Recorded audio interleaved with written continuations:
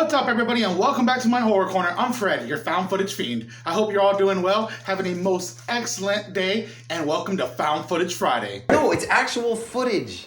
Actual footage. Yes. Found footage.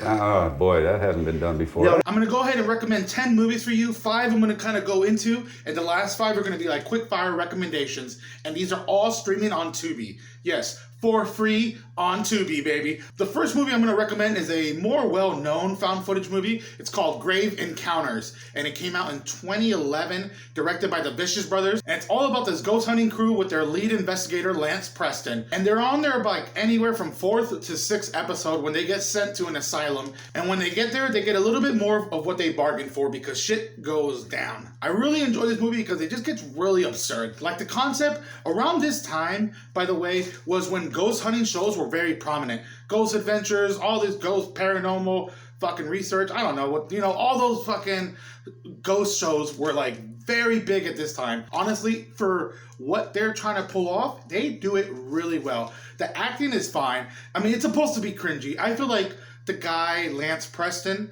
I think he's supposed to be like Zach Bagans from Ghost Adventures, like straight up. I think he does a fucking excellent job. I like watching the movie for this guy, and I can't remember the other guy's name, but the fucking psychic guy, he's hilarious. Now, the movie messes with time dilation, which I really much enjoyed in this movie. It never seems like the sunlight is coming out. They're like trapped in this asylum, and it's completely dark for hours. Now, it has a little bit of CGI, which might make you eye roll, but it's whatever. It's not that big of a deal. It's a really fun movie, though. Really engaging. The next movie is a low-budget, lesser-known movie called Dybbuk Box, the story of Chris Chambers.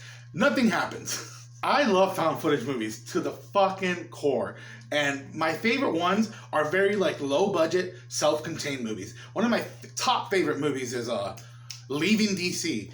Nothing really happens in that movie. It's about a guy on the cabin, and he's like he's doing audio recordings every night, and he's listening to what's outside of his cabin because it's kind of spooky.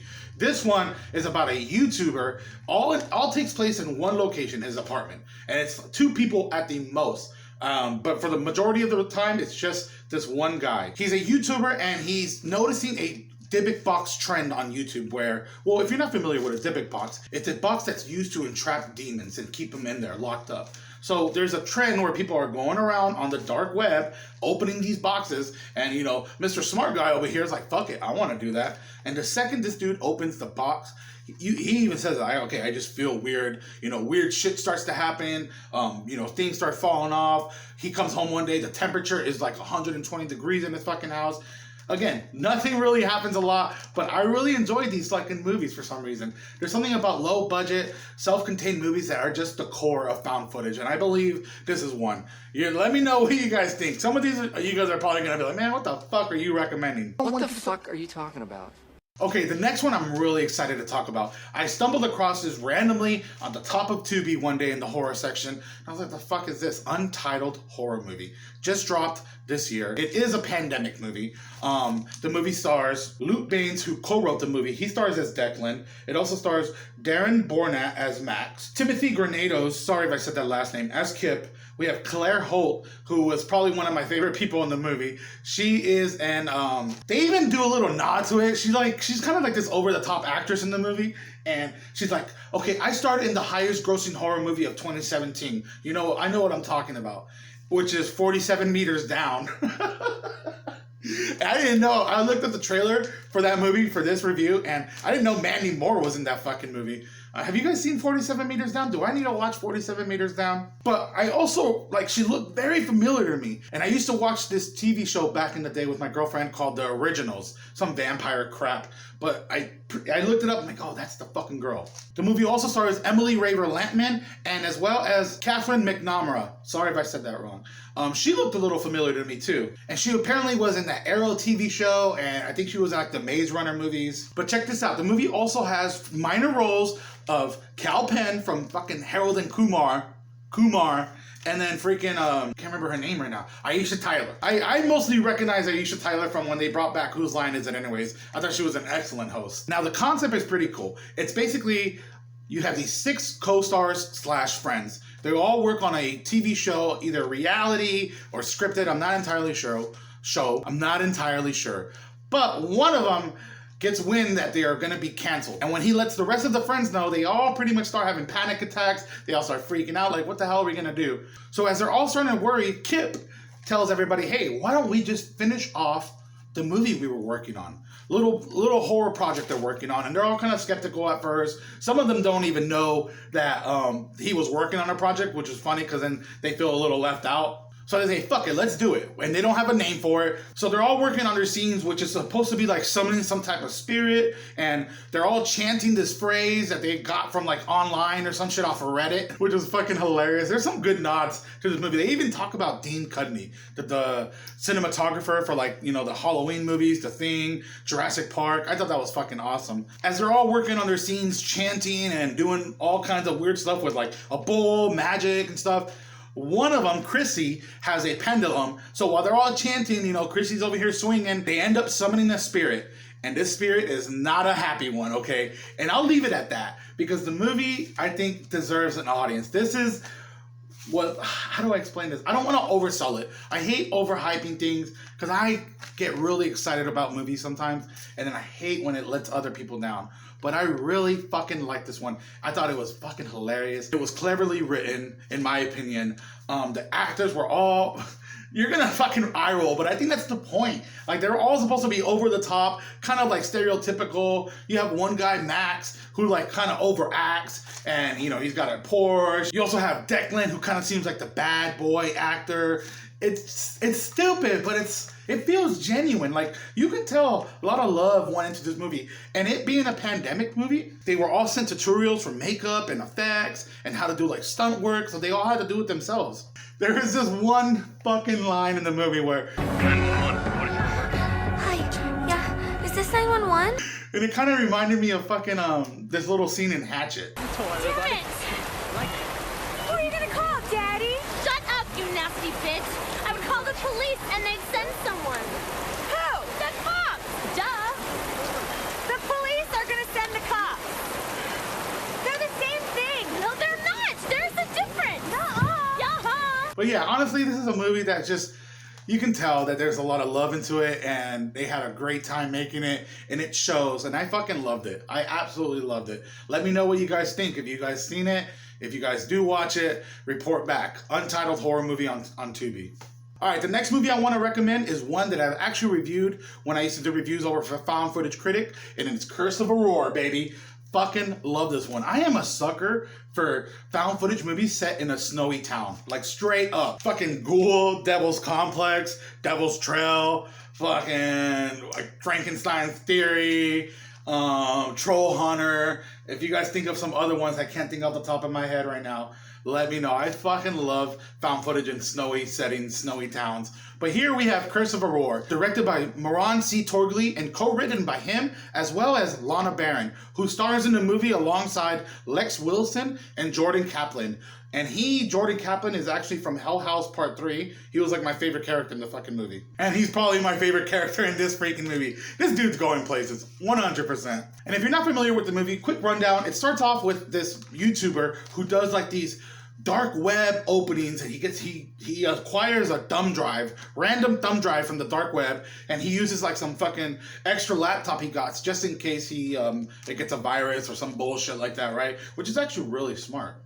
And I don't think I would have ever thought about that. And he takes a look at what's inside the thumb drive, and in here, and this is where we have our movie. 3 filmmakers are heading over to some little rural snowy town in Canada to do a documentary and research on an actual murder case that happened in the early 1900s on this girl called Aurora. I'm not gonna say her last name because I can't fucking say it. Ganyan. I don't know. Sorry. And like in real life, she was legit brutally murdered by her stepmother, and like it was pretty fucked up. So these 3 filmmakers are going over there to do a documentary. They're going around the town. They're doing interviews. They're getting to know the locals and stuff. But they start poking their freaking nose around a little too much. I'll just leave it at that. And what I really fucking love about this movie is the camaraderie between the three main casts. You can tell that they're friends. They have a good relationship with one another. They're doing research together. They're freaking smoking weed. They're baking. They're fucking getting high. It's a fucking cool movie. And if you pay attention to a lot of the stuff in the background, you'll be able to see some things you might miss the first time you watched it. But I highly recommend this one. Alright, the next movie I want to recommend is more of a documentary or mockumentary found footage style movie called Howard's Mill. Now, the first time, I've only seen this once, and I remember watching it, I was like, okay, I don't see what the big deal. This feels like any other type of true crime movie where it's all about this guy and his wife who ends up going missing, and he becomes the prime suspect, you know, of course. And these two film students kind of want to like follow up on what's going on with him, get his side of the story, and they kind of started doing more research. And as the movie goes on, it heads more from a true crime angle to a more unexplained phenomenon area, because where she went missing was on this piece of land called Howard's Mill. And this one piece of land actually has a connection spanning over 40 years to fucking several people missing. Near the end, you're like, okay, wow, what the... I was not expecting any of that, really. I don't know, I just found it really intriguing because it sets it up as like, whatever, it's another true crime thing. It'll be cool. You know, he obviously did it. There'll be a little twist. He's got an accomplice. But no, dude, it starts heading into like a more, like I said, unexplained phenomenon. It was just, it captivated me. The next five I'm just gonna go over really quick. I'm not gonna go too much into them. The lost footage of Leah Sullivan. This is about a journalist who comes home to do a school project on a brutal murder that happened in her hometown several years ago. She starts investigating, she starts researching, and it's more of a supernatural movie. We'll leave it at that. The Triangle. It's about a group of friends who receive a postcard from one of their friends who went to the middle of nowhere, Montana to join a cult, and they've been invited to come hang out, check it out. So it's a cult-like type of movie, but it's got a weird ending. Like, it's not going to be like what you're expecting. You know, they're not, I'll say this now, they're not all drinking the Kool-Aid, if that's what you're thinking. The Frankenstein Theory. I fucking love this movie. I seen it once, long fucking time ago, and I recently rewatched it again, and I was like, holy shit, I did not remember how good this was. It's all about this suspended professor who has this theory on Mary Shelley's Frankenstein, the book, that was actually nonfiction, and he feels like he can prove it. He feels like there's an actual fucking Frankenstein monster somewhere. So he ends up getting a documentary crew, and they head out to the fucking Arctic Circle, and it just gets really cool. I don't know. I'm just a sucker for fucking snow found footage movies. Definitely recommend this one though. Exist. Directed by fucking the king of found footage. That is debatable though, because what's his name? Koji Shiriashi or something like that. The guy that made Noroi and Occult and all these other ones. Record of Sweet Murder. He is fucking killing it too. So I think, honestly, these two directors, Ed Sanchez and Koji Shiriashi, are like the fucking kings of found footage. Exist is actually a Bigfoot movie about like 4 or 5 friends head to like one of their uncle's cabins out there, and they encounter Bigfoot. But this movie has a lot more heart. And also, we do see Bigfoot in this movie, and he does not look friendly at all.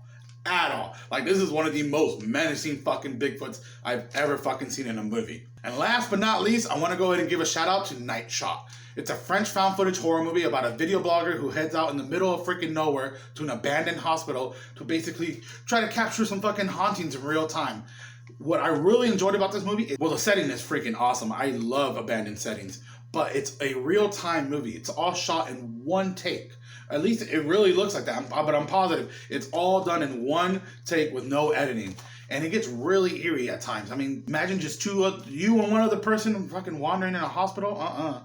But yeah, these are all streaming on Tubi right now. So let me know if you've seen any of these, what you thought. If some of these sound interesting, let me know in the comments. I appreciate you guys sticking around for the whole video. Please be sure to hit the like and subscribe button. It would mean a lot to me. We are almost at 1,000. And you know what's happening at 1,000? We're doing a fucking giveaway. I'm still trying to figure out what to do. Honestly, at this point, I might just do like 1 or 2 Amazon gift cards. But we'll see. We'll see. Might throw in something in there extra. But with that being said, I'm going to go ahead and shut up. I literally have to get to work right now. Happy Spookies. Oh my God. That are 2 Bigfoots banging the shit out of each other. Yeah, they're going at it hard.